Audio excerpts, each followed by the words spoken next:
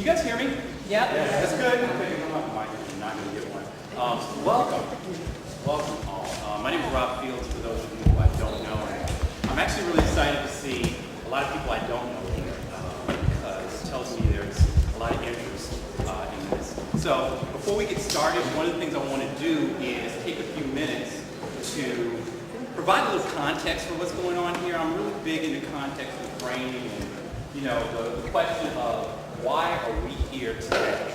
And now an obvious reason is Nona Hendryx, right? I mean, that's a really great reason. She's a musical trailblazer, a music icon. That's a good reason enough to come out on a Sunday afternoon. Some of you might be here to see Nick Charles. Now, I say that seriously because, you know, Nick is a very accomplished journalist, Daily News, People Magazine, foreign correspondent. I mean, cultural critic, great guy. So I know I want to meet him, but I already know. So, but the good reason thing is that there is this bigger reason we're here right now, and I'm going to talk to you a minute about a theory I have. And it's that we're in the middle of a cultural shift. So, what does that mean? That means there's something going on, and it may be something historical. And I'm excited to talk to you about it. I'm excited to tell you all that you all are part of this. And you're going to experience some of it. And truthfully, there's a lot of things that are going on in our culture right now. But the thing that I want to talk to you about today is Black+rock, the thing that really excites me. I'm going to talk to you and suggest to you that Black+rock is really manifesting itself in the culture in a way that it hasn't even in the last decade. Now, more than ever, I kind of feel like there's something happening. Black+rock is sort of, you know, making its presence felt, and that's really exciting. And it's beginning to reshape the culture and impact us in ways that are really exciting.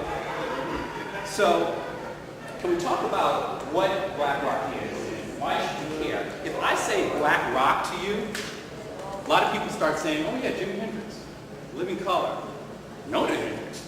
You know, people say, oh yeah, Mother's Finest, U.S. Kennedy, Fishbone, Bad Brains. I've just named a bunch of bands and artists, and they all have completely different sounds. So is it even worthwhile to begin to talk about Black+rock by the sound of it? Probably not, it's a little difficult.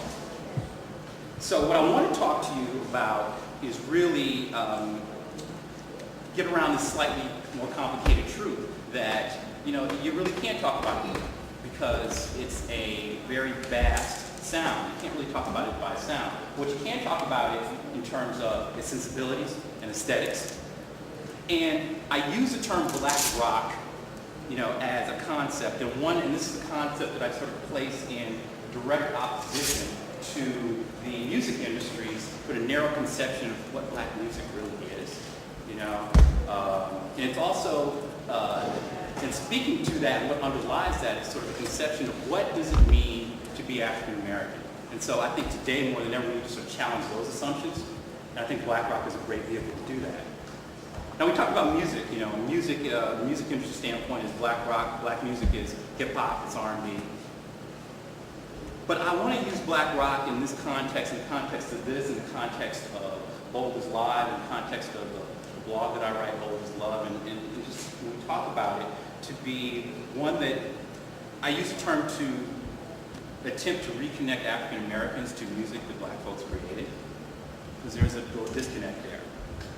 And I also want to use it to, you know, help mount this ongoing and I think worthwhile campaign to overcome a lot of ridiculous assumptions that are imposed on black community, both without and also within, so these self-imposed, you know, constraints. So Black+rock, when we talk about what is Black+rock, hey, please come on in. Michael, hey, how you doing? Hey. When we talk about Black+rock is really, I think, this invitation, you know, for African Americans. And I'm going to take this, if you indulge me in a little matrix sort of nod. It's an invitation to take the red pill, you know? It's an invitation to break whatever frames we have already put on us, and then we take for granted, sort of like, you know, what we listen to out of course.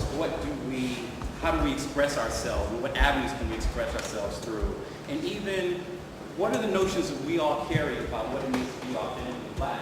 That's kind of what I'm used to. So I think the Black Rock, when you talk about it, really is an invitation for Black folks to be brave. And that's really exciting to me. You know? I mean, this whole issue of authenticity is one that even dogs everyone who sort of steps out of the norm. I mean, look at Barack Obama. Is he Black enough to be president and speak for all of us? Well, you know, you heard it here first. Barack Obama is Black.